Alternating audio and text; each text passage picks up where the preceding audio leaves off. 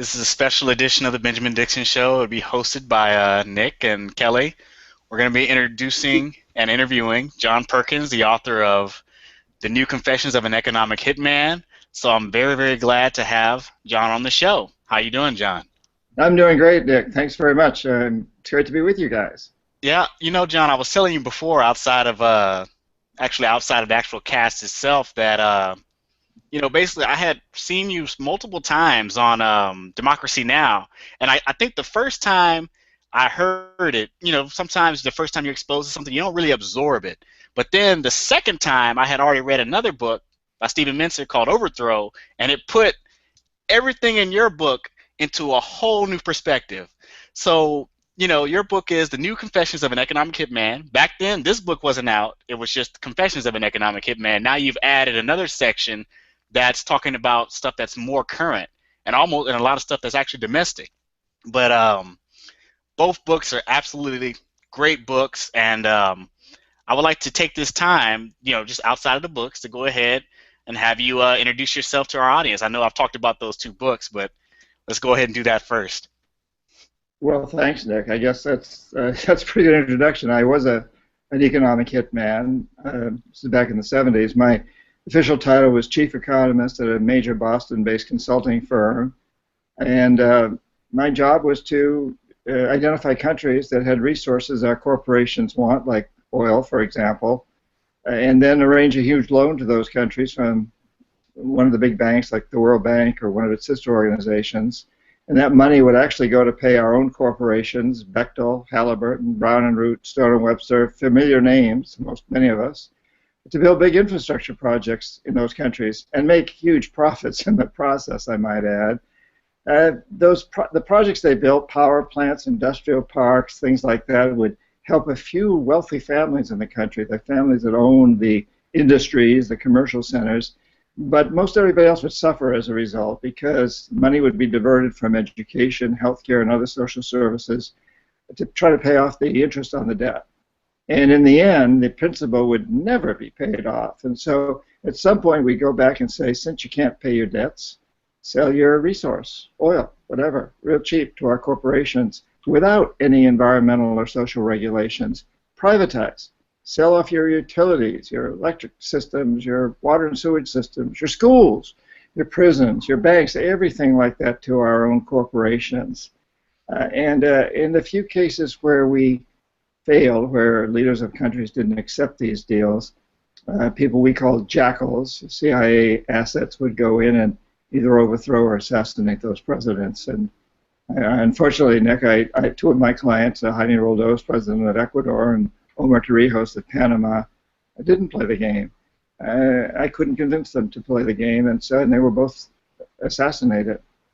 And I just mentioned that the reason I wrote this New Confessions 12 years after the last one was published is because really that system that we developed and used in the developing countries has come home to roost now in the United States, Europe, and the rest of the world. And it's really, we've all been hit, and we know that the system today is a global failure. We know that the economic system we've built is causing the oceans to rise and glaciers to melt, and tremendous inequality of resources and income around the planet. So we have to change it, and that's really why I wrote the book, to help strategize a change. So let's talk about, the term. You're going to use the term EHM. You're going to use the term the jackal, and I guess the third wing will be the actual military itself. So you, as an economic hitman, you would go and be introduced to these leaders, and what was your primary goal in convincing them to actually take on the burdens of the loans? Well, really, when you come right down to it, we were building an empire, and we did. It was successful. It's probably the first truly global empire in history, and it's been built primarily without the military, although in recent years the military stepped back in a big way.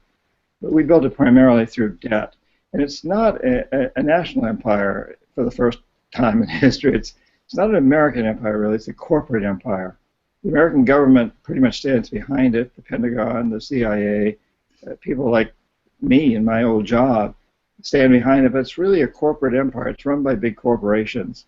And that is both a problem, and it also gives us a answer to how do we solve this, because corporations are fairly malleable. We the people ultimately have a lot of control over corporations if we will just choose to exercise that control.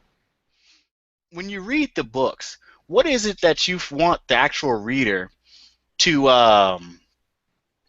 actually take from this? Is it more you want them to understand, and knowing is half the battle, that this is what it is? Is it more like a chance to shock or inform the populace about what actually goes on, or is there a greater lesson that you would like for us to actually get from it? Because when people read a book like this, the first thing they're going to want to do out of hand is reject it, because the reality is so ugly.